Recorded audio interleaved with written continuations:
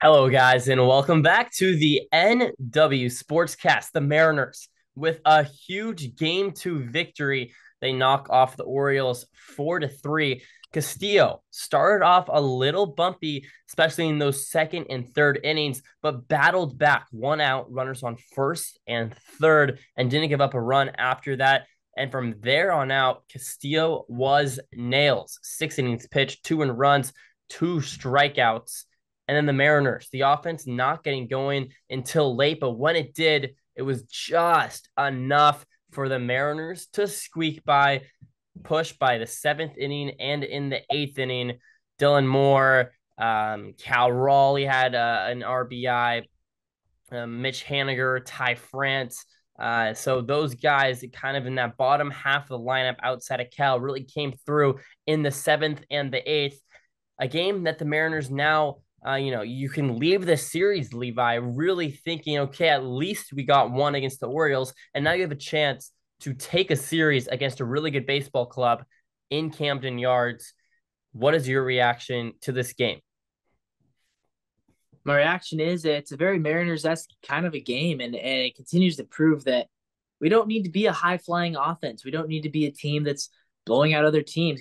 If we get blown out once every series but win the other two games 4-3, Yeah. that's good, right? And we have the pitching to do that. We have the offense. I mean, all it takes is a couple well-timed hits from Cal and Dylan Moore and get the job done. Yeah, and that's what happened in this one. Julio Rodriguez also had a couple of hits. He kind of kept the line moving. Good to see Julio get going. Great to see. Great to see. Yeah, let's just go over the lineup really quickly. Josh Rojas, he took a couple of walks, but did go over 3. So not a completely unproductive day for Rojas. There's a lot of value to taking walks. At the end of the Yeah. day, it's the same thing pretty much, unless there's runners on, as getting a single. So Rojas, although goes hitless, does pick up a pair of walks. And then Julio had the couple of hits, does touch home plate once. Cal Raleigh goes 1 for 4 with a ribby. Mitch Garver, another disappointing night, 0 for 4. And I do say night after the rain delay that happened, of course. A big 4-hour rain delay in this one could have maybe benefited the Mariners, and they capitalize, and Mitch Garver does not. Goes over 4, leaves runners on a few different times. I remember Luke Raley goes 1 for 4. Demo 2 for 3 with an RBI. Good to see him continuing to stay hot. Canzone just recently called up. He goes 0 for 1, takes a walk, and then pitch hitter Mitch Haniger also goes 0 for 2. But he does pick up a fielder's choice RBI.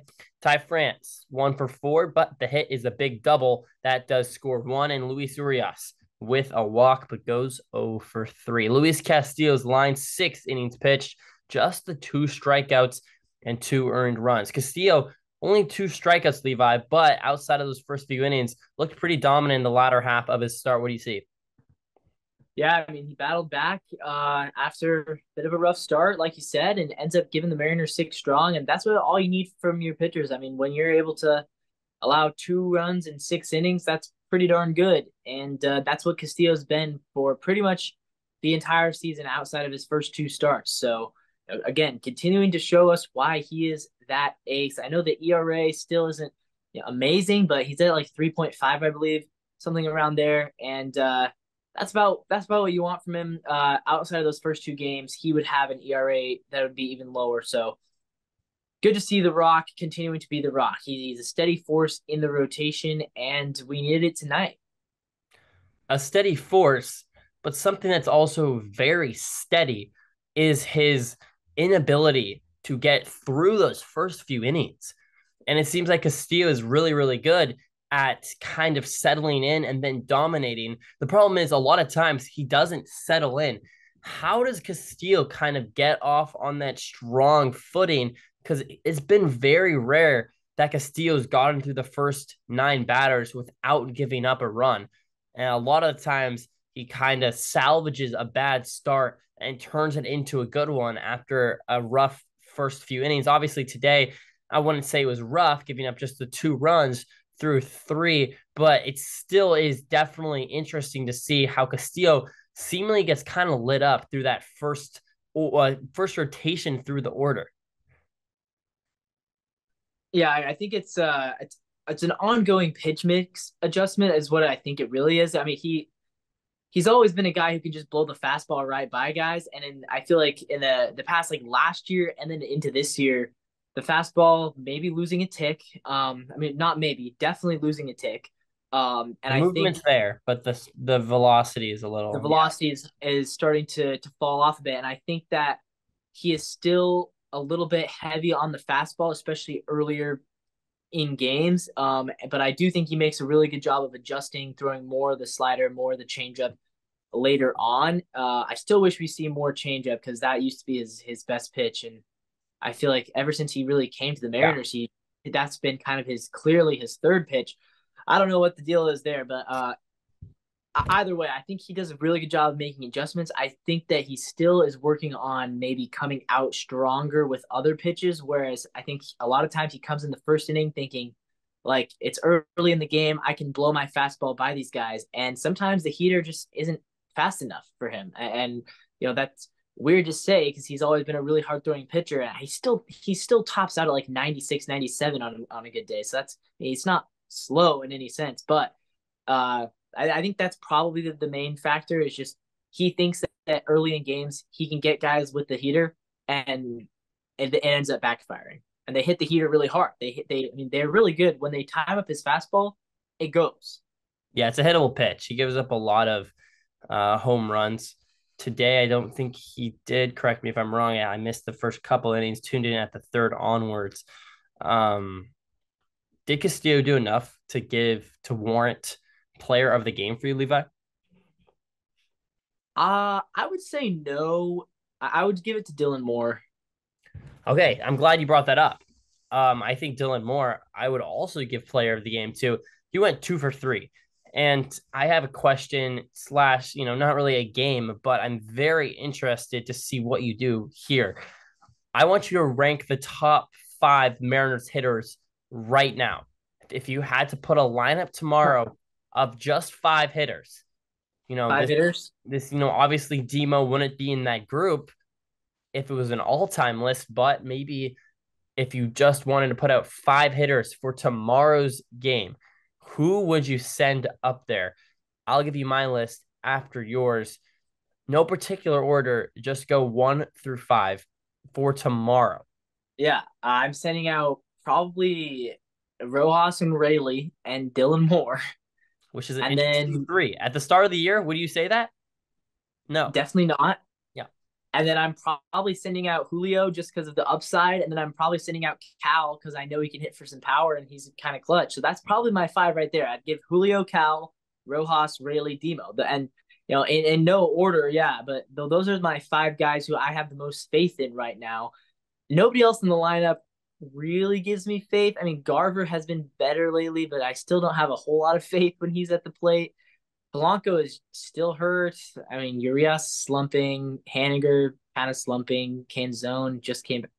There's not a whole lot of guys. So those are the 5. Yeah, those are definitely my 5. You can argue Ty France for sure. Yeah, you could argue Ty. Ty's probably number 6. Ty and Garver would be 6 and 7. Yeah. So Ty France just misses your top 5. I am going to disagree with you, and I'm going to put Ty France in there instead of Luke Rayleigh at the 5. And I'm going to put Rayleigh at the 6. Have you seen how hot Luke Rayleigh's I know been? Rayleigh's been really hot. I think Ty France is a better player. And But I we're think going that, off right now, aren't we? yeah, we are. And Rayleigh's better defensively, better on the base paths. I'm saying pure hitter, pure hitting, Pure hitter. pure I hitting. don't know. I It's think close. Ty France is a better hitter. I know Rayleigh's been a little more hot right now, but if you just told me who do you want 5 hitters tomorrow, I just sneak Ty France in there at the Okay. 5 instead of Rayleigh. Interesting. But I'm a big Rayleigh guy as well. And Cal, I think you got to put in there, even though you look at his numbers, average wise, not great at all. WRC plus is looking good, and power and OPS, but the average is not there. He seems to constantly be hitting clutch moments, though. Seems like whenever he gets runners in scoring position, he finds a way to find that base hit. But Yeah. the random 4th inning, 2 outs, no one on, Cal never seems like he makes something happen in those moments. It's interesting. Maybe he just kind of turns it on, has that little bit extra focus with runners in scoring position. Not exactly sure. Yeah, I mean it's not as bad as some guys, Yeah. but Kyle is kind of a three outcome guy. He's a walk, strikeout, home run. That's kind of what he does. He doesn't get a whole lot of singles.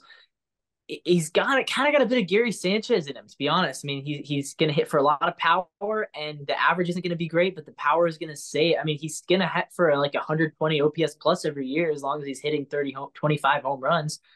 But he's right now he's a plus defender, so until he becomes a liability defensively, he's a good player. So regardless of how low the batting average is, 120 OPS is not bad at all. Not bad at all. And Cal will have to cook up another good game for his pitcher in George Kirby tomorrow. Tough matchup. Corbin There's a chance Burns. it could be Sebi.